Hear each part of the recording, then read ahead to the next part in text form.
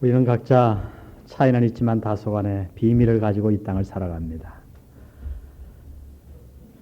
때로 이 비밀을 누구에게 얼마나 공유하느냐에 따라 상호간의 친밀성이 측정되기도 합니다. 예를 들어서 여러분은 여러분의 비밀을 누구에게 이야기합니까? 아무한테나 여러분의 비밀을 이야기합니까? 아마 그러지 않을 거예요. 적어도 여러분의 비밀을 이야기하는 사람은 특정한 사람일 것입니다. 그 사람을 믿기 때문이죠. 역으로 어떤 사람이 여러분에게 자신의 소중한 비밀을 이야기하는데 여러분은 어떤 마음이 듭니까? 굉장히 가슴이 뿌듯합니다. 왜? 저 사람이 나를 믿어주는구나. 부부간에 살면서 말 한마디 안 하고 비밀이 많은 부부는 아주 수상한 부부입니다. 제가 고등학교를 막 졸업했을 때 저희 아버님이 하루는 심각하게 저를 부르셨어요.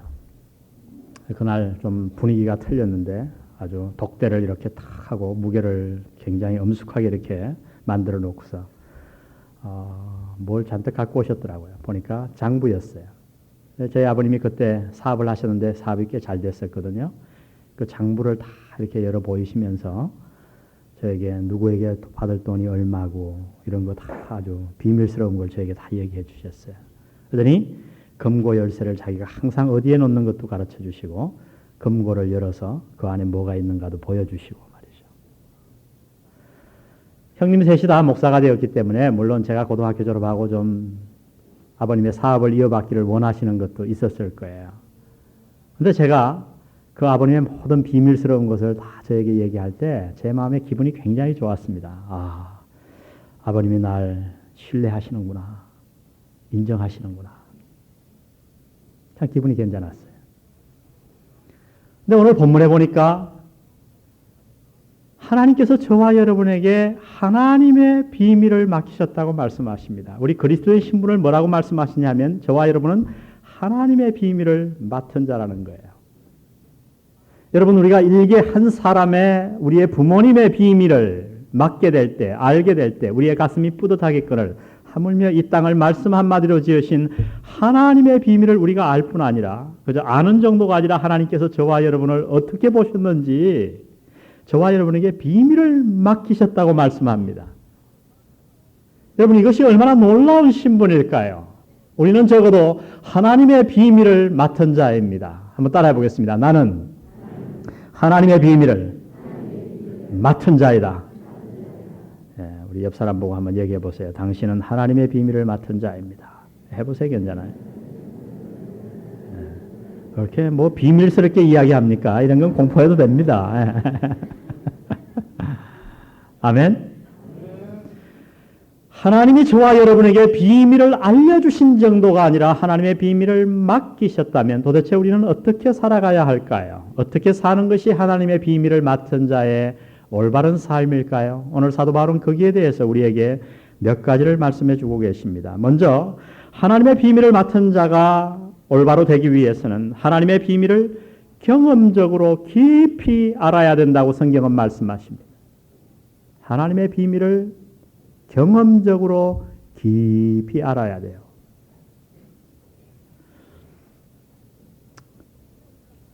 여러분 어떻게 우리가 다른 사람의 비밀을 아는 정도가 아니라 맡을 수가 있습니까? 비밀을 아는 것은 어렵지 않아요. 그러나 내가 그 사람의 비밀에 대해서 책임을 지고 그 비밀을 맡게 되는 것은 거저 되는 것이 아닙니다. 여러분 보통 아주 비밀스러운 금고 번호나 여러분의 은행 그 현금 카드 번호 같은 것은 기록하지 않죠. 어떻게 합니까? 다 외웁니다. 지난번에 저도 와가지고 우리 광진이가 왔길래 우리 아버지 흉내를 냈어요. 그래서 광진이를 불러놓고 재산도 없지만은 그래도 비밀번호 다 가르쳐주고 그랬더니 애가 막 어깨를 펴고 이렇게 기분 좋아하더라고요. 비밀을 알기 위해서는 그 비밀에 대해서 정확하게 파악하고 있어야 내가 그 사람의 비밀을 맡은 것입니다. 여러분 하나님이 우리에게 비밀을 맡기셨는데 그저 내가 하나님의 비밀이 하나님께서 나에게 비밀을 주셨다고 알려주셨다고 내가 하나님의 비밀을 맡은 자가 되는 것은 아닙니다. 내가 정말 하나님의 비밀을 맡은 자가 되기를 원한다면 하나님께서 내게 맡기신 비밀이 무엇인지 그 깊이가 어떤지 내가 그 하나님의 비밀에 대해서 깊이 잘 파악하고 있어야 한다고 성경은 말씀하는 거예요.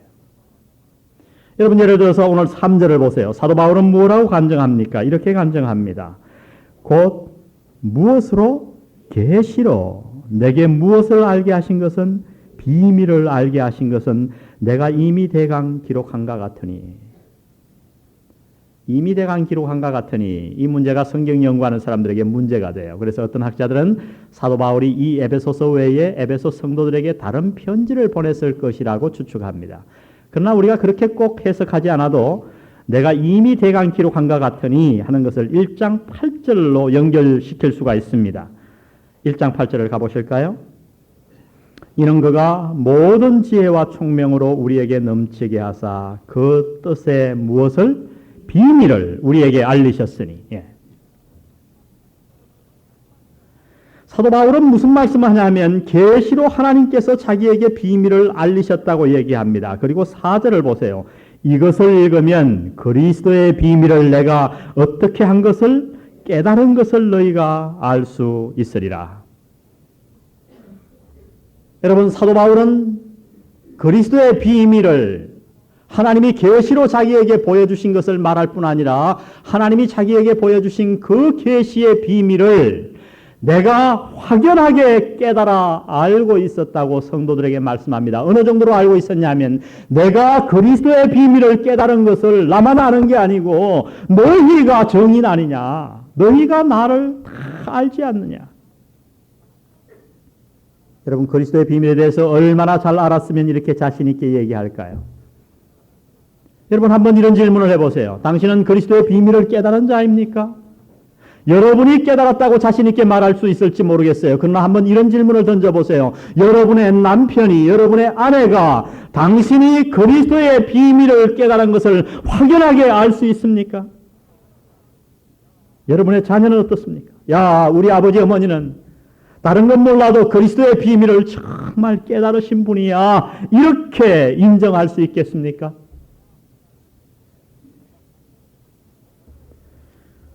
오늘 그리스도의 비밀에 대해서 아는 사람들은 교회 안에 많습니다. 그러나 그리스도의 비밀을 경험적으로 깊이 아는 자가 우리 가운데 너무나도 적다고 하는 거예요. 여러분 이것이 교회의 비극이에요.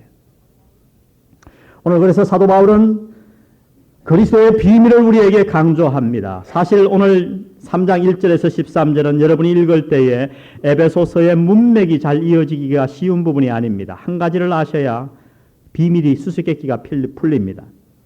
특별히 3장 1절에 사도 바울은 이렇게 얘기합니다. 이러함으로 그리스도 예수의 일로 너희 이방을 위하여 갇힌 자 된 나 바울은. 그리고 뭐가 있어요 그 다음에? 아니죠. 그 앞에 뭐가 있죠? 뭐가 있어요? 점 3개. 점점점. 이게 인쇄의 실수일까? 아닙니다. 여러분이 에베소서를 쭉 읽으시면서 문맥을 이해하기 원하면 2절 앞에다가 괄호를 치시고 13절 마지막에 괄호를 치시면 에베소서가 저절로 쭉 읽어질 것입니다. 지금 사도 바울이 3장 1절에서 14절로 바로 가보세요. 이러함으로 똑같이 나오죠. 이러함으로 내가 하늘과 땅에 있는 각 족속에게 이름을 주신 아버지 앞에 무릎을 꿇고 비노니. 사도 바울은 지금 에베소 성도들을 위해 기도하기 위해서 말을 꺼냅니다. 이러함으로 내가 하늘과 땅에 있는 모든 족속에게 이름을 주신 아버지 앞에 무릎을 꿇고 비노니. 이 기도를 하기 위해서 이러함으로 얘기하다가 다른 얘기를 하는 거예요. 여러분 그럴 때 있잖아요.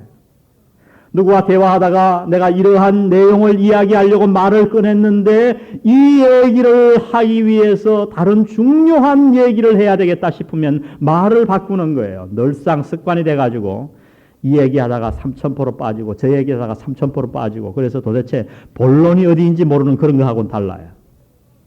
사도 바울 마음속에 너무나도 중요한 것이 있었기 때문에 에베소 성도들을 위해 기도하려고 말을 꺼내다가 말로 이 얘기를 너희가 분명히 알아야 되겠다. 그리고 그리스도의 비밀을 지금 이야기하고 있는 거예요. 여러분 오늘 사도 바울이 저와 여러분에게 말씀하는 그리스도의 비밀이 내용이 무엇입니까? 그것은 6절에 나타나 있습니다. 우리 함께 다 읽어보겠습니다. 6절 시작.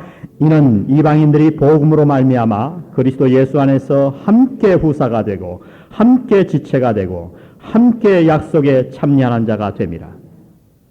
중요한 단어가 3번 반복되었습니다. 뭐죠? 함께. 그리스도의 비밀이 뭐냐 하면 함께 이방인들이 하나님의 상속인이 되고 함께 지체가 되고 그리스도의 몸이 되고 그 다음 함께 하나님의 약속에 참여하는 자가 된 것. 제가 지난주에 말씀드리면 한 세 사람을 하나님이 지으신 것, 즉 교회, 이것이 비밀이에요. 이 그리스도의 비밀을 사도 바울은 7절에서 뭐라고 표현해 주고 있냐면 복음이라고 표현해 줍니다. 7절을 보세요. 이 무엇을 위하여? 복음을 위하여. 여러분, 그리스도의 비밀이란 무엇인가? 다름 아닙니다. 하나님이 인간의 몸을 입고 이 땅에 오셨습니다. 여러분, 우리가 이 얘기를 너무나도 많이 들어서 마음에 감동 없이 지나갑니다만 이 말씀을 깊이 묵상해 보세요. 이것은 감동 없이 그냥 지나갈 이야기가 아니에요. 저는 지금도 크리스마스 이브가 되면 꼭 이 말씀을 깊이 묵상합니다. 그때마다 제 마음에 생기는 감동이 있어요. 하나님, 어찌하여 당신이 어쩌자고 인간의 몸을 입고 이 땅을 찾아오셨습니까? 하나님이 인간의 몸을 입고 이 땅에 찾아오셨어요. 그리고 십자가에 달리셨어요. 여러분, 십자가 처형은 우리가 너무나도 잘 알죠. 이 세상에서 제일 고통스러운 처형 방법이었습니다. 육체적으로 그 아픔을 참기 힘들었어요. 양손과 양발에 못을 박히고 옆구리에 창을 찌릅니다. 이 팔목에는 가장 예민한 신경과 발목에 흘러갑니다. 너무 팔목이 아파서 발에다가 힘을 주면 발이 아픕니다. 발이 너무 아파 팔목을 끌어당기면 팔목이 끊어질 것 같습니다. 그러나 여러분, 십자가 처형은 육체적인 고통만 있는 것은 아니에요. 가장 수치스러운 처형 방법이었어요. 몸을 다 발가벗기고 한 곳만 가리고는 그 위에 덜렁 사람을 매달아 놓습니다. 거기에는 평소 자기를 잘 아는 사람들과 존경했던 모든 사람들이 쳐다보고 있어요. 그리고 가시멜용안을 머리 위에 씌우고 그를 조롱합니다. 침을 뱉습니다. 사람이 당할 수 있는 모든 고통을 하나님이 이 땅에 오셔서 십자가 위에서 당하셨다고 말씀합니다. 그 이유가 무엇이었습니까? 바로 저와 여러분의 죽은 영을 살리기 위해, 당신을 영원히 살게 하기 위해, 우리의 죄를 대속하고 저와 여러분으로 하여금 하나님의 백성이 되게 하기 위해, 하나님이 인간의 몸을 입고 십자가에 달려 돌아가심으로 말미암아 저와 여러분의 영혼이 살아났습니다. 그리고 하나님은 한 새 인류를 지으셨어요. 그 인류가 무엇이라고요? 교회입니다. 하나님은 교회를 만드신 거예요. 우리는 그래서 그리스도의 몸이 되었습니다. 놀라운 일입니다. 이것을 요약한다면 우리는 앞으로 영원히 살게 될 것입니다. 아멘. 이 놀라운 일을 한번 생각해 보세요. 우리는 장차 부활할 것입니다. 영만 영원히 사는 게 아니라 이 몸 그대로 부활할 거예요. 여러분, 이 진리를 깊이 생각해 보세요. 지금 내 몸은 늙고 병듭니다. 약합니다. 그러나 우리는 다시는 늙지 않고 쇠하지 않는 몸을 받을 것입니다. 그리고 그 몸을 가지고 실제적인 천국의 어느 공간에서 영원히 살 거예요. 에덴 동산하고는 비교도 할 수 없는, 그때는 죄도 짓고 싶지가 않아요. 병들지 않아요. 놀라운 몸을 가지고 영원히 삽니다. 그리고 우리가 그 천국에 가서 영원히 살 동안 이곳에서 하나님은 놀라운 기적을 일으키셨어요. 십자가 이어서 우리의 모든 죄를 대속하시고 우리의 영을 살리시고 나서 이 땅에 그리스도의 몸을 만드신 거예요. 이 땅을 변화시키고 예수님의 육체 대신 육체 노릇을 하게 하기 위해서 저와 여러분을 이 땅에 남겨두셨습니다. 그 만드신 단체가 뭐라고요? 교회입니다. 아멘. 우리는 이렇게 놀라운 몸이에요. 사도 바울은 이것을 알았다고 얘기합니다. 계시로 인해서 알았고, 얼마나 사도 바울이 이 그리스도의 비밀을 잘 알았던지 주위에 있는 사람들이 사도 바울이 그 그리스도의 비밀을 아는 것을 다 알았어요. 누구나 다 알았어요. 여러분, 이 알면 무엇을 뜻할까요? 여러분, 이것은 지식적인 알을 뜻하는 게 아니에요. 사도 바울의 신학이 뛰어났다든가 하도 설교를 들어서 부활에 대해서 잘 안다든가 십자가에 대해서 지식이 있었다는 얘기가 아니었습니다. 여러분, 사도 바울은 예수님을 어떻게 알았습니까? 우리가 아는 대로 사도행전에 보면 사도 바울은 다메섹 도상에서 예수님을 직접 만났습니다. 그날도 예수 믿는 자를 핍박하기 위해 정신없이 달려가고 있었는데 하늘에서 음성이 들렸어요. 사울아 사울아 네가 왜 나를 핍박하느냐. 주여 니시오니이까 나는 네가 핍박하는 예수다. 경험적으로 예수님을 만났던 것입니다. 예수님이 찾아오셨고 계시해 주셨고 내 안에 들어와서 사도 바울을 만나 주셨어요. 그때 이후로 사도 바울은 아라비아 3년 가서 주님과 1대1로 기도하는 가운데 예수님에게 가해 수업을 받았습니다. 하늘의 비밀, 그리스도의 비밀, 교회의 비밀을 다 가르쳐 줬어요. 여러분, 교회가 그리스도의 몸이라고 하는 걸 어떻게 사도 바울이 깨달을 수 있었을까요? 사도 바울은 예수 믿는 사람을 핍박했는데 예수님은 그날 나타나서 말씀하시기를 사울아 사울아 네가 왜 누구를 핍박하느냐? 나를 핍박. 그 비밀을 깨달은 거예요. 아, 예수 믿는 성도들이 그냥 모인 게 교회가 아니구나. 사람들이 모인 단체가 아니구나. 이것은 그리스도의 몸이구나.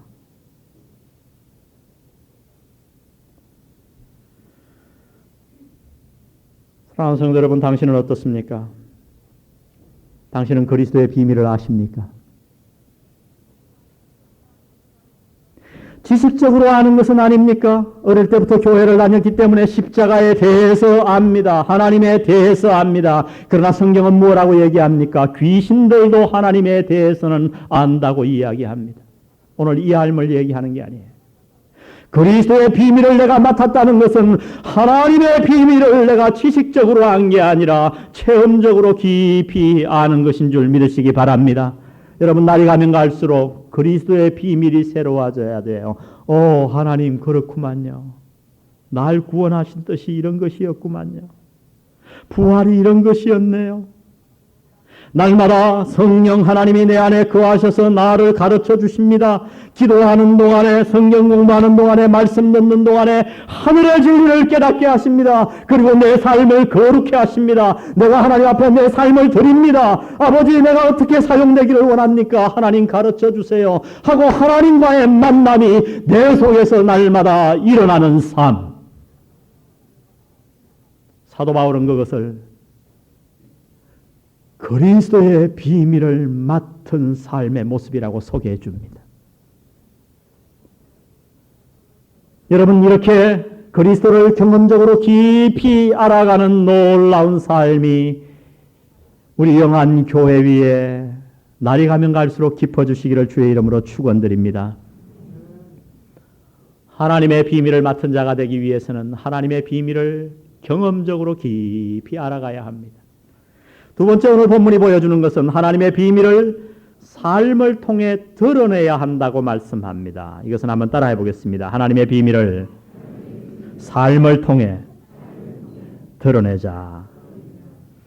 여러분, 비밀은 보통 이야기하지 말아야 할 것입니다. 그러나 오늘 이 본문이 말하는 비밀은 조금 다른 비밀이에요. 구약의 성도들은 아무리 알고 싶어 해도 그 암호화 비밀을 풀 수 없었어요. 그런데 하나님이 은혜로 저와 여러분에게 이 비밀을 가르쳐 주시고 우리에게 무슨 사명을 주셨냐 하면 9절을 보십시오. 영원부터 만물을 창조하신 하나님 속에 감추었던 비밀의 경륜이 어떠한 것을 어떻게 하려 하심이라? 드러내게 하려 하심이라. 우리 그리스도인의 사명이 무엇인가? 하나님의 비밀을 맡은 자의 사명이 무엇인가? 하나님이 저와 여러분에게 왜 그 귀한 하나님의 비밀을 맡기셨는가? 나 혼자 알고 꽁꽁 감싸두라고 맡기신 게 아니고 이 비밀을 세상에 드러내게 하시기 위해. 근데 이 비밀은 어떻게 드러내는가? 우리의 삶을 통해 드러냅니다. 하나님의 비밀을 삶을 통해 드러내는 것이 무엇인가? 하나님은 우리가 두리뭉실하게 알기를 원치 않으십니다. 조금 딱딱하지만 세 가지를 살펴보겠습니다. 하나님의 비밀을 드러내는 삶이 무엇인가? 8절은 이렇게 정의합니다. 모든 성도 중에 지극히 작은 자보다 더 작은 나에게 이 은혜를 주신 것은 측량할 수 없는 그리스도의 무엇을? 풍성을. 다 같이 따라 해보겠습니다. 측량할 수 없는 그리스도의 풍성. 이것을 드러내는 거예요. 하나님의 비밀을 드러내는 삶은 뭐냐면 측량할 수 없는 그리스도의 비밀의 풍성함을 드러내는 거예요. 여러분, 저는 방송 설교를 내보내면서 몇 가지 유익을 얻고 있습니다. 종종 사람들이 저에게 편지를 보내와요. 근데 그 편지 내용이 얼마나 감동스러운지요. 그 설교를 듣고 자신이 그리스도를 만났고 그리스도를 만난 다음에 자기의 삶이 어떻게 변한가를 간증해 줍니다. 부부관계가 참으로 어려웠는데 부부관계가 정리된 것.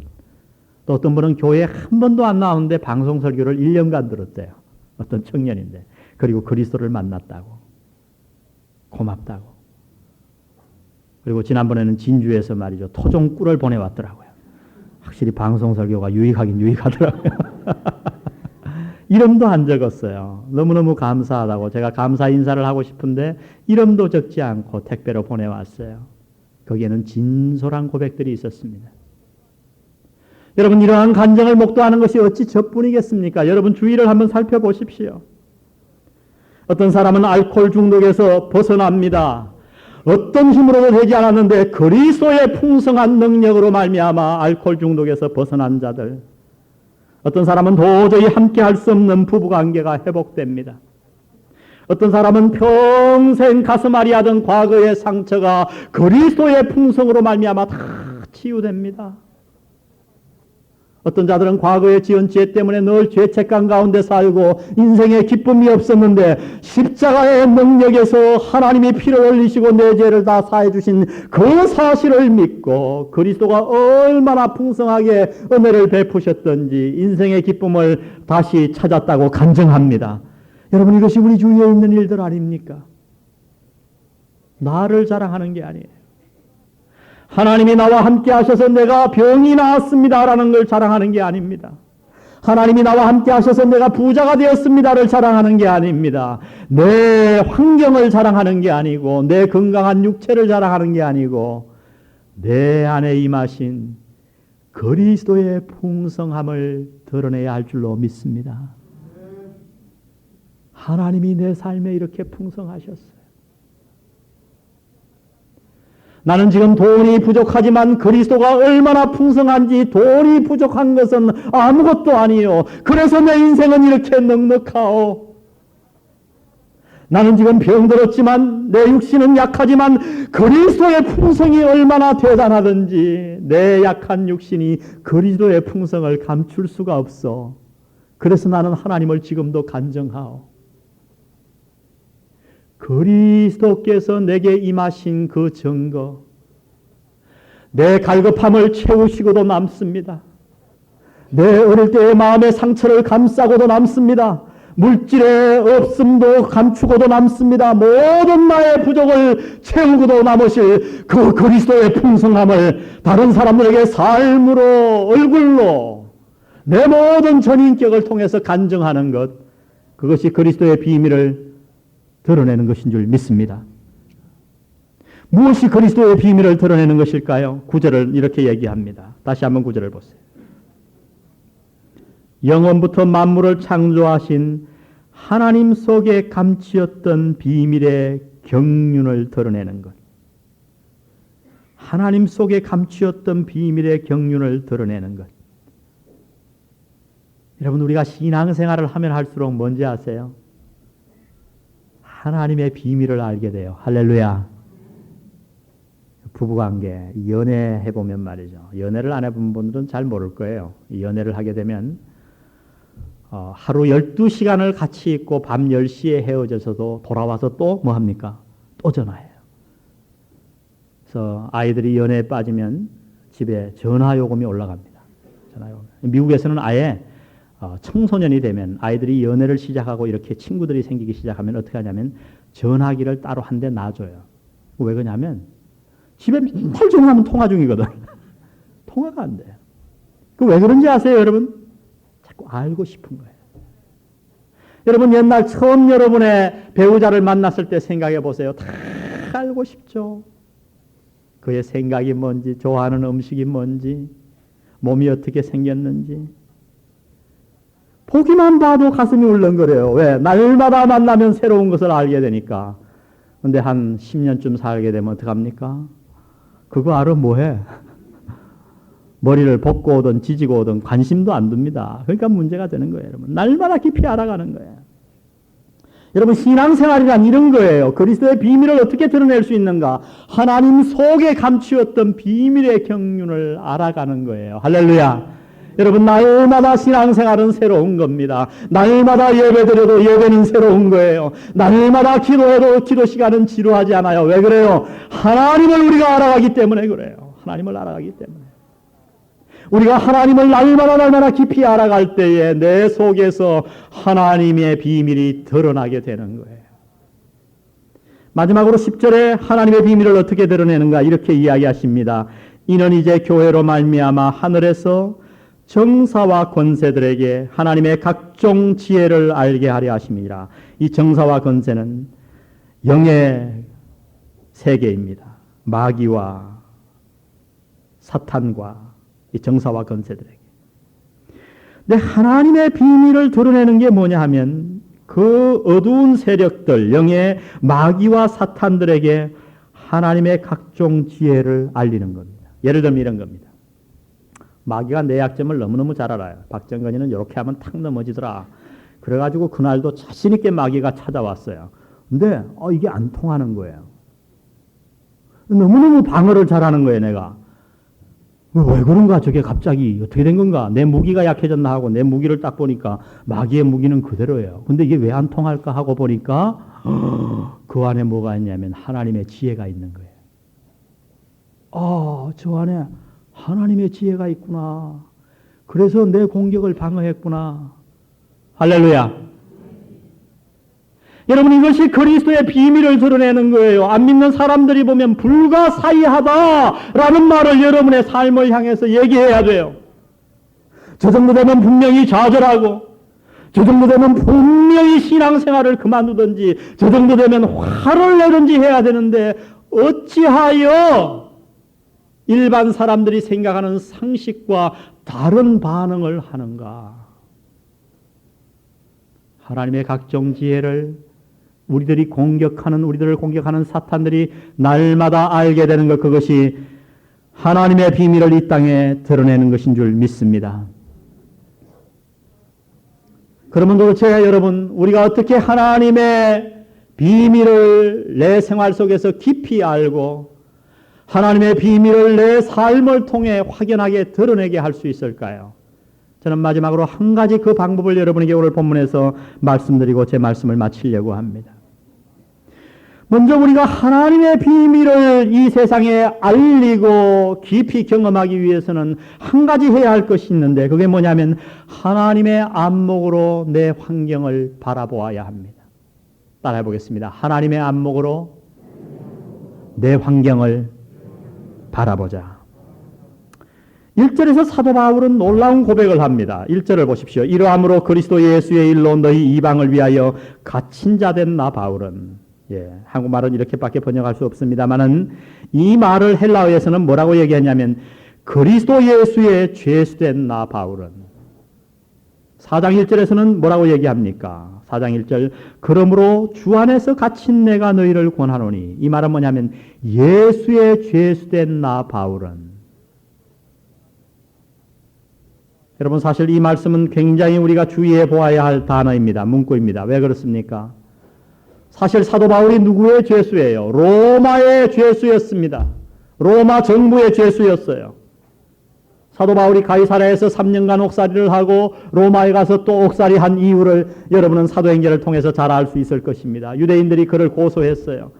오, 로마 정부요, 아그리빠 왕이요, 총독이요, 사도 바울은 이 나라를 어지럽게 하는 사람입니다 하고 고소를 했어요. 아그리파 왕에서 계속해서 재판을 받는데 도저히 자기의 변명이 먹혀 들어가지 않습니다. 그때 사도 바울이 어떻게 합니까?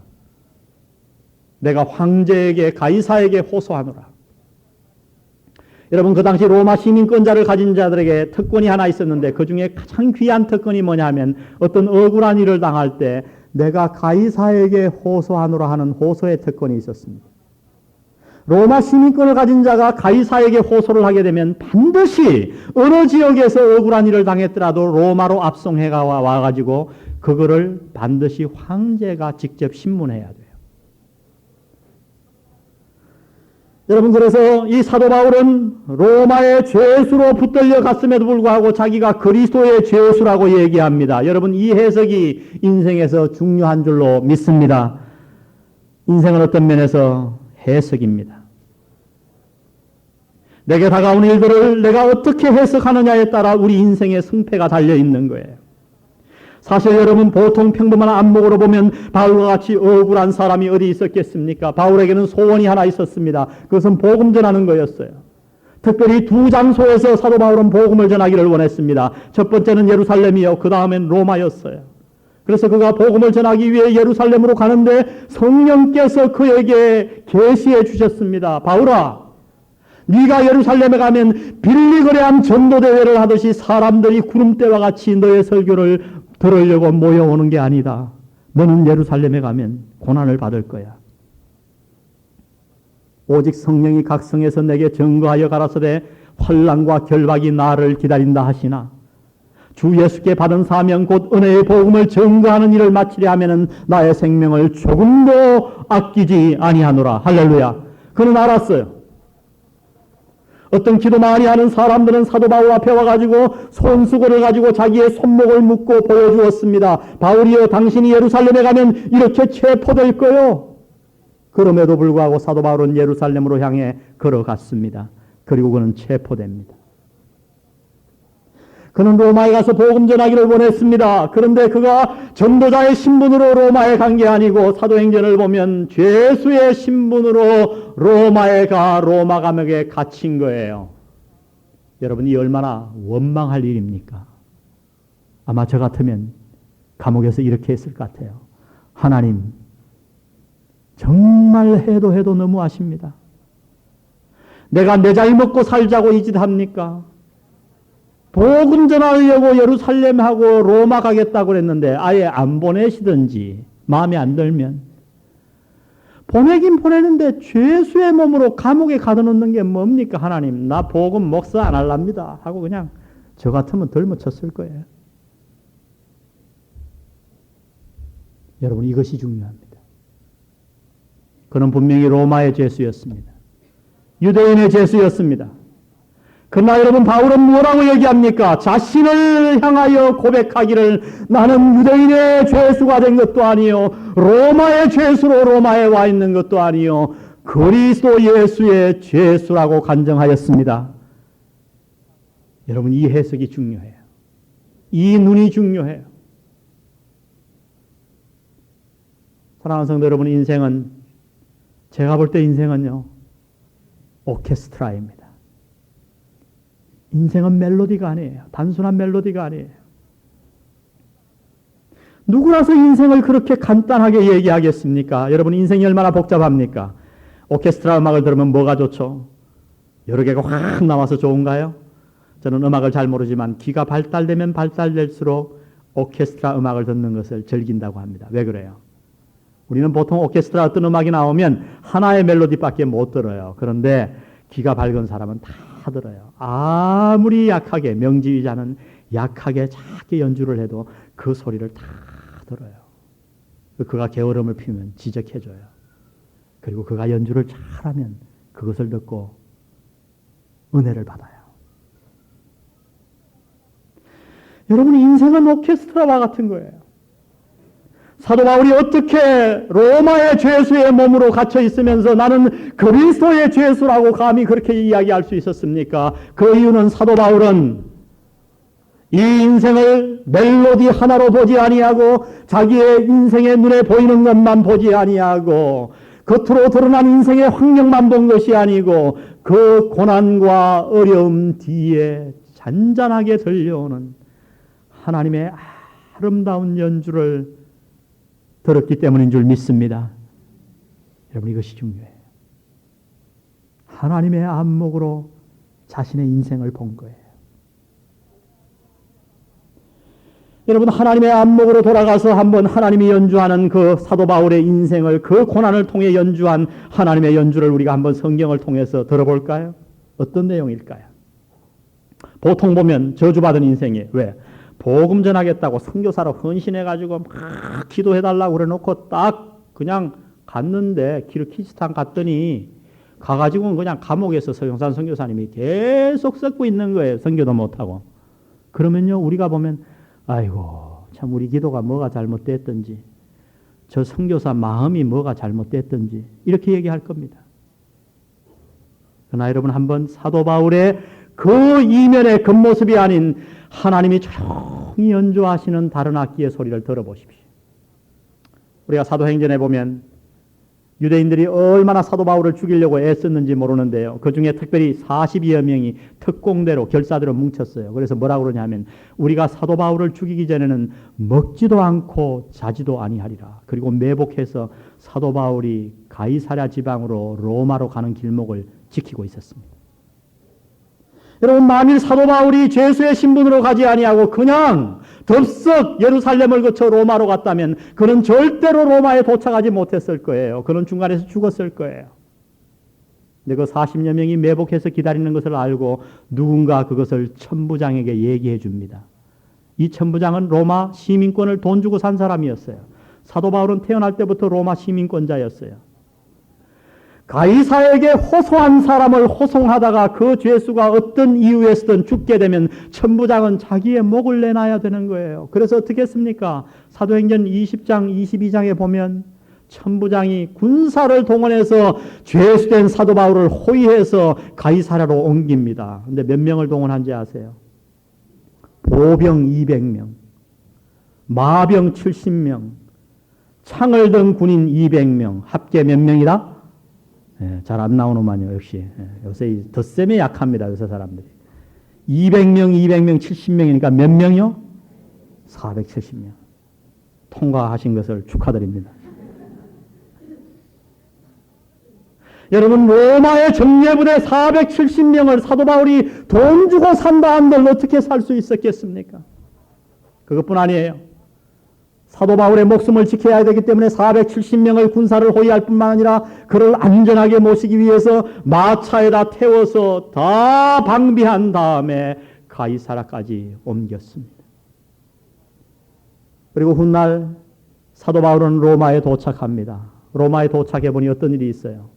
황제에게 호소했기 때문에 황제가 단 1분이라도 사도 바울을 직접 재판해야 되는데, 여러분, 가이사가 무슨 밥만 먹고 재판만 합니까? 그러니까 가이사에게 호소한 사람이 많아가지고 줄을 서서 기다리는 거예요. 그래서 로마에서 몇 년을 기다렸어요. 근데 가이사에게 호소한 사람들 가운데 먼저 온 사람들이 감옥이 꽉 차가지고 감옥이 다 차버렸어요. 그렇게 어떻게 했는가? 사도행전에 보면 사도 바울은 전셋집을 얻어갖고 나가 살았어요. 저 벽산 아파트 한 채 얻어가지고, 그것도 내가 집세 낸 게 아니고 로마 정부에서 얻어줘가지고 살았습니다. 한 가지 자유의 제약이 있었어요. 그 아파트 밖을 나가지는 못했어요. 근데 로마의 황제의 재판을 받기 전까지는 완전한 죄인이 아니기 때문에 대우도 잘해줬어요. 어떤 대우인지 아세요? 찾아오는 손님을 다 만날 수 있었어요. 뭐 했을까요? 찾아오는 손님에게 복음을 전한 줄 믿습니다. 그들을 제자 훈련시킨 줄 믿습니다. 그리고 아무데도 못 나갑니다. 그러니 시간이 얼마나 많아요. 남는 게 시간 아닙니까? 그러니까 거기에서 뭘 썼는가? 에베소서와 빌립보서와 골로새서와 빌레몬서, 옥중서신을 쓴 거예요. 박정희 대통령 때 유신을 반대하다가 감옥에 갔다 오신 목사님이 저보고 늘 부탁하신 말씀이 생각납니다. 박 목사, 내 이런 말 하면 안 됐지만 웬만하면 어떻게 해서라도 감옥에 한 2년 갔다 오게. 축복을 해도 말이죠. 이상한 축복을 해요. 이거 도대체 제가 이해가 안 가지고 왜 그렇습니까? 그랬더니 자기가 감옥에 갔더니 말이죠. 갈 때는 굉장히 낙심되고 그랬는데 가보니까 너무 좋더라는 거예요. 왜? 뭐 이렇게 좋습니까? 그러니까 전화 안 오지. 찾아오는 사람 없지. 밥 때 되면 갖다 주지. 자기가 거기서 성경을 얼마나 많이 봤는지, 얼마나 기도를 많이 했는지,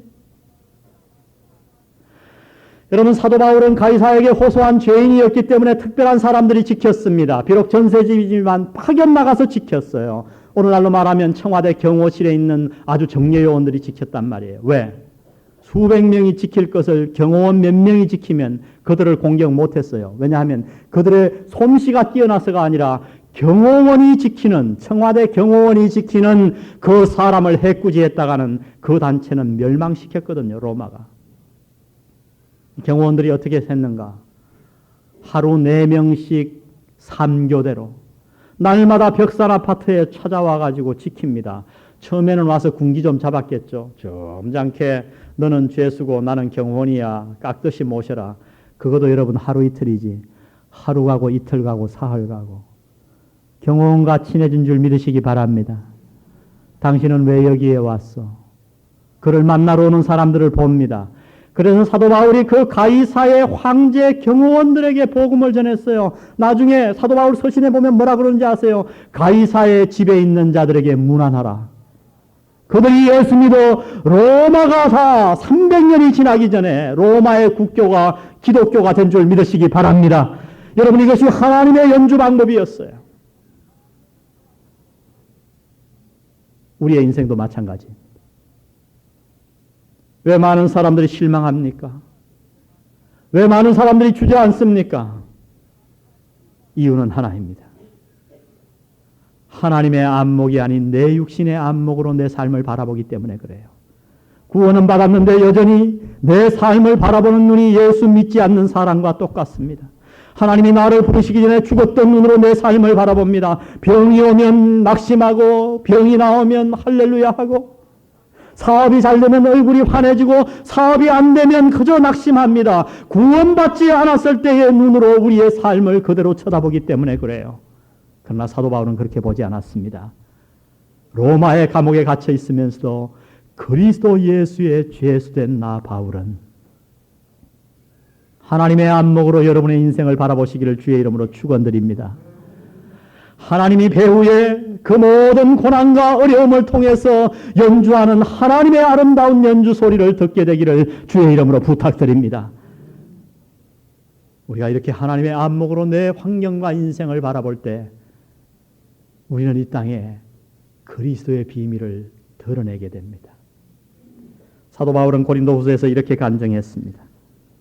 우리가 이 보배를 질그릇에 가졌으니 이는 능력의 심히 큰 것이 하나님께 있고 우리에게 있지 아니함을 알게 하려 함이라. 본문 8절 모든 성도 중에 지극히 작은 자보다 더 작은 나에게 이 은혜를 주신 것은 여러분 그렇습니다. 우리의 신앙생활과 봉사와 섬김을 통해 우리가 나타나는 게 아니라 보배가 나타나야 할 줄로 믿습니다. 우리는 무슨 그릇이라고요? 질그릇입니다. 내 병이 나은 것이 자랑이 되어서는 안 돼요. 내 사업이 잘 되는 것이 자랑이 되어서는 안 돼요. 그것은 그릇을 자랑하는 거예요. 비록 내 사업은 안 돼도 이 땅에서 내 재물은 줄어들어도 내 병은 떠나가지 않아도 나는 질그릇이어도 그 안에 그리스도의 보배가 밝게 빛나야 할 줄로 믿습니다. 이런 삶을 사시기를 주의 이름으로 축원드립니다. 기도하시겠습니다.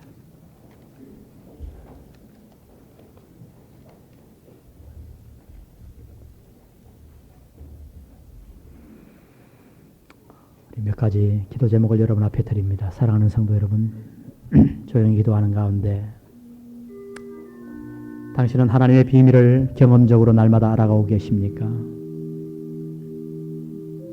기도 시간마다 내 기도가 더 깊어지고 예배 드릴 때마다 내 예배가 더 뜨거워지고 하나님의 말씀하심이 어제보다 오늘 내게 더욱 뚜렷하고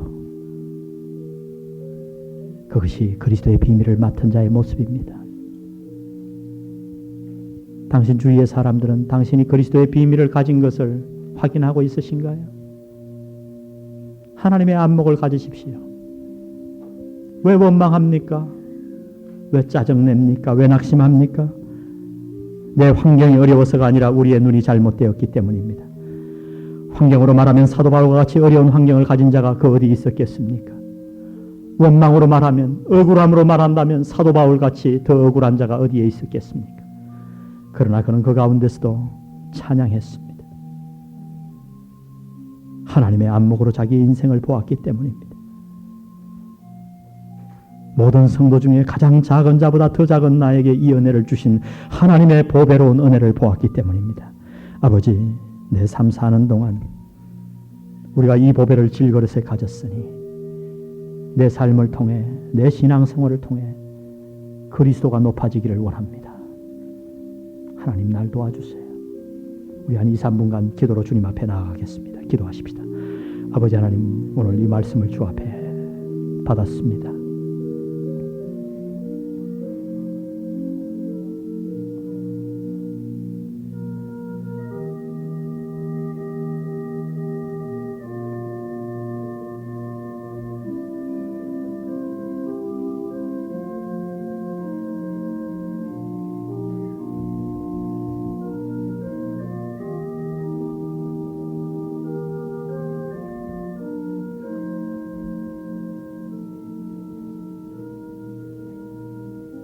아버지, 우리가 이 세상 남은 세상 동안 그리스도의 빛을 비추기를 원합니다.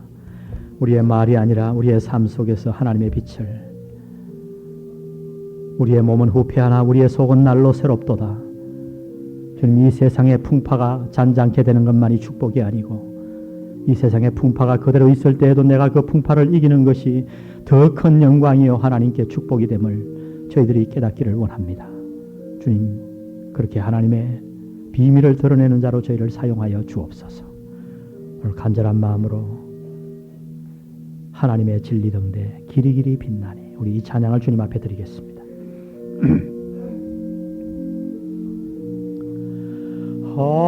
하나님의 진리 등대 길이 길이 빛나니 우리들도 등대되어 주의 사랑 비추세. 우리 작은 불을 켜서 험한 바다 비추세. 물에 빠져 헤매르니 건져내려 살리세. 죄의 밤은 깊어가고 성난 물결 설렌다. 어디 불빛 없는가고 찾는 물이 많구나. 우리 작은 불을 켜서 험한 바다 비추세. 물에 빠져 헤매느니 건져내려 살리세. 너의 등 불토두어라. 거친 바다 빛을 찾아 헤매느니 생명선에 건져라. 우리 오른손을 높이 들고 찬양합니다. 우리 작은 불을 켜서. 아멘. 험한 바다 비추세. 물에 빠져 헤매르니 건져내려 살리세. 우리 작은 불을 켜서, 우리 작은 불을 켜서 험한 바다 비추세. 아멘. 물에 빠져 헤매르니 건져내려 살리세.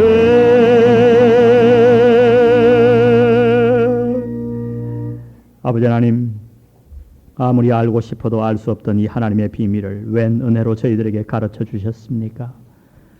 우리에게 비밀을 알게 하실 뿐만 아니라 우리에게 비밀을 맡기심을 감사합니다. 이 비밀을 몰라 죽어가는 저 수많은 영혼들, 주님, 저희들이 나아가겠습니다. 하나님 아버지, 저희의 삶을 축복해 주셔서 날마다 하나님이 우리에게 맡기신 이 비밀에 대해 깊이 경험적으로 알아가는 저희들 되게 도와 주옵소서. 그리고 이 비밀을, 그리스도의 풍성함을, 그 놀라움을 모든 사람들에게 삶으로 드러내는 저희들 되게 축복하여 주옵소서. 주님, 우리가 하나님의 눈을 가지고 내 인생을 바라보기를 원합니다. 우리의 해석과 눈이 잘못되어서 얼마나 지난 세월을 원망하며 살았는지요.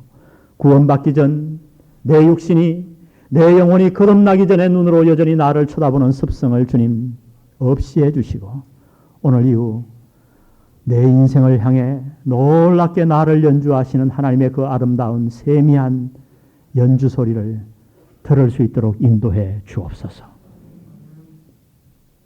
주님 앞에 물질 드렸습니다. 물질이 내 주인이 아닌 해석에 따라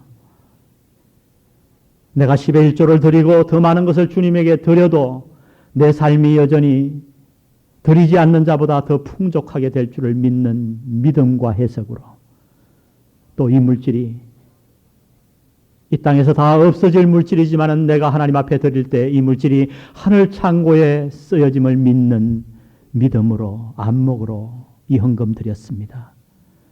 주님, 이 헌금 하늘 창고에 쌓아 주옵소서. 예수님의 귀하신 이름으로 기도드렸습니다. 아멘.